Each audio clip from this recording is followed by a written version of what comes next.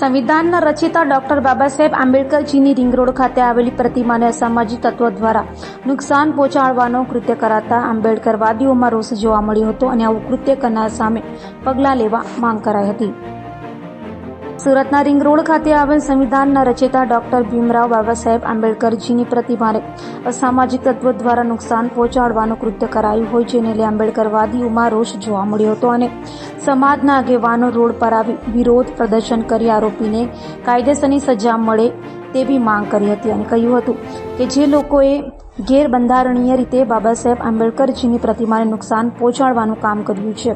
અમે આવા અમાનવીય કૃત્યોને સખત વખોડીએ છીએ અને સુરત શહેર કમિશનરને વિનંતી કરીએ છીએ કે તેઓ ગુનેગારોને સખતમાં સખત સજા આપે। આજે સુરેશભાઈ સોનવણે માજી મ્યુનિસિપલ કાઉન્સિલર સમસ્ત આંબેડકરી બૌદ્ધ સમાજ અગ્રણી સુરત આજે અમને 5 વાગે ખબર પડી કે ભારત રત્ન ડૉક્ટર આંબેડકરની પ્રતિમા જે રિંગ રોડ ખાતે આવેલ છે એમાં કોઈએ કાળો કપડો એમના ગળામાં નાખી દેતા લોકો ઉશ્કેરાઈ ગયા છે અને બહુ મોટો ટોળો ત્યાં ભેગા થઈ રહ્યું છે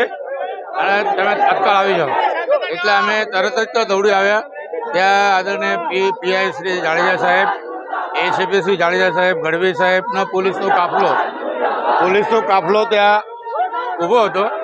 અને બધાને સમજાવવાની કોશિશ કરતા હતા। સલાબતપુરા કે ભાઈ આ જે ઘટના ઘટી છે બાબા આંબેડકરજીના પ્રતિમાને વારંવાર આવા કલંકિત કરવાનું કાર્ય કેટલાક મનુવાદી જાતિવાદી માનસ ધરાવતા લોકો કરે છે અને ફરિયાદ આપવા છતાં ગુનેગારને પકડવામાં આવતા નથી। ત્યાં સીસી કેમેરાની વ્યવસ્થા નથી, ત્યાં બાજુમાં પોલીસ પ્રોટેક્શન નથી, માટે આ બનાવ વારંવાર બને છે અને સમસ્ત આંબેડકરી બૌદ્ધ સમાજની લાગણી દુભાય છે। યુવકોમાં એક પ્રકારનો જોશ આવી જાય છે, એક પ્રકાર યુવકોમાં એવું લાગે છે કે બાબા સાહેબનું અપમાન કેમ, બીજા નેતાઓનું કોઈ અપમાન કેમ થતું નથી અને માટે અમારા સમાજ રસ્તા પર આવી જાય છે।